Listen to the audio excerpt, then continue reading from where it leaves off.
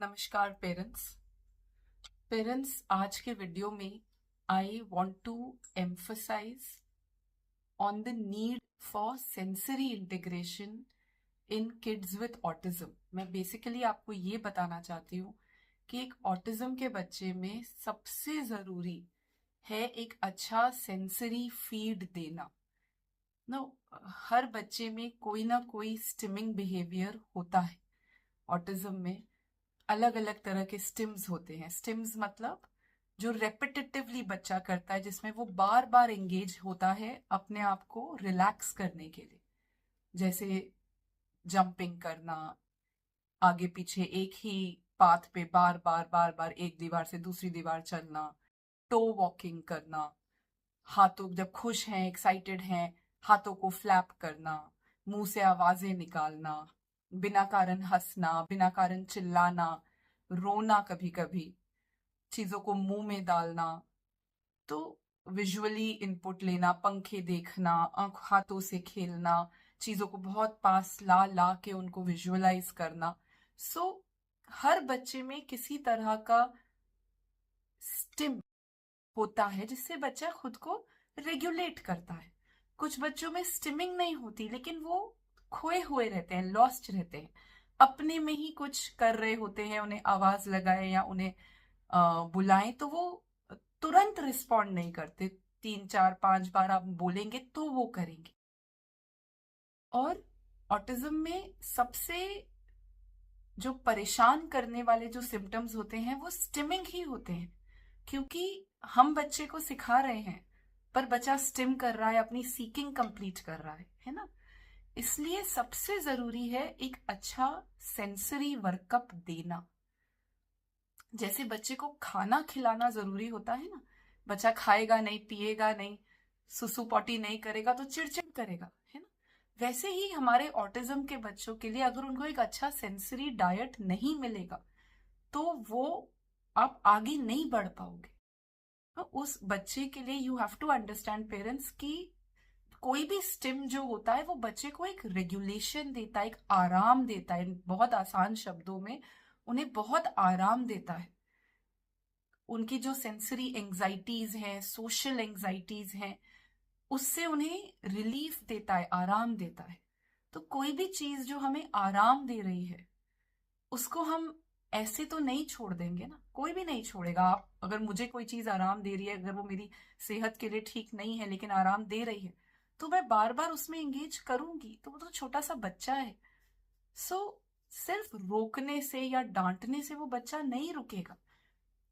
हमें उसको कुछ कॉम्पेंसेशंस देने पड़ेंगे, कुछ मसाजेस, मनूवर्स, एक्सरसाइजेस हमें बार बार करनी पड़ेगी कुछ समय तक।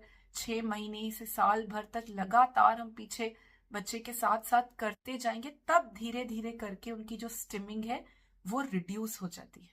होती है, ऐसा नहीं है। बहुत लोग आपको बोलेंगे कि करने दो स्टिम बच्चे को, it is self regulatory. But आपको ये समझना है कि सेल्फ रेगुलेटरी क्या होता है और ओवर स्टिम्युलेटिंग क्या होता है।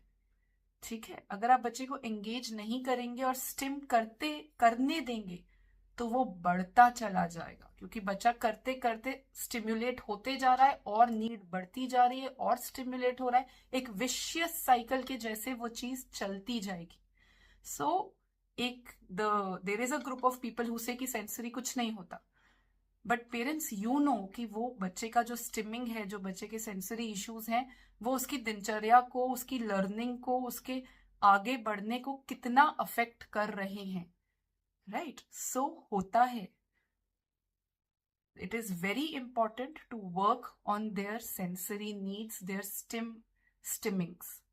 उन्हें मैं ये नहीं, बिल्कुल भी नहीं कह रही कि उनको रोको, उनको टोको, उनको, that is not what I am saying. I am saying कि उन्हें डिस्ट्रैक्ट करो और उन्हें कॉम्पेंसेट करो। That is important, compensation is important. अगर आपका बच्चा हाथ फ्लैप कर रहा है तो उसको एक ताली देके डिस्ट्रैक्ट करके तुरंत उसके हाथ दबाओ, तो आप उसे कॉम्पेंसेशन दे रहे हो। आप सिर्फ उससे वो चीज ले नहीं रहे हो, उसकी जगह उसको कुछ और दे रहे हो जो उसको वही कंफर्ट देगा। अगर आपका बच्चा बहुत जंप कर रहा है तो उसको बैठा के आप तुरंत उसको उसके लोअर लिम्स पे एक पांच पांच पांच स्क्वीज दे रहे हो, तो आप कॉम्पेंसेट कर रहे हो, आप उसे एक प्रोप्रियोसेप्टिव फीड दे रहे हो जो उसको वही रिलैक्सेशन देगा जो जंपिंग करके या फ्लैपिंग करके उसको मिल रही है। आपका बच्चा वर्बल कर रहा है, ज्यादातर ऑडिटरी कैरी करते हैं, तुरंत उनको ईयर मसाज दो, उनको थोड़ा रेगुलेटेड ऑडिटरी इनपुट दो, तो धीरे धीरे करके बच्चे के स्टिमिंग्स रिड्यूस होते हैं। और जहां स्टिमिंग रिड्यूस हो गए तो बच्चे को सिखाना, पढ़ाना, कॉपी कराना, कुछ भी कराना फॉर दैट मैटर आसान हो जाता है आपके लिए, है ना। सो एक ये लेके बैठ जाना कि नहीं नहीं स्टिम रोकोगे तो दैट इज क्रिमिनल और आप बच्चे का वो, ऐसा नहीं है। स्टिमिंग रोकने को नहीं बोल रहे हैं, स्टिमिंग को सही तरीके से डायरेक्ट और कॉम्पेंसेट करने को बोल रहे हैं।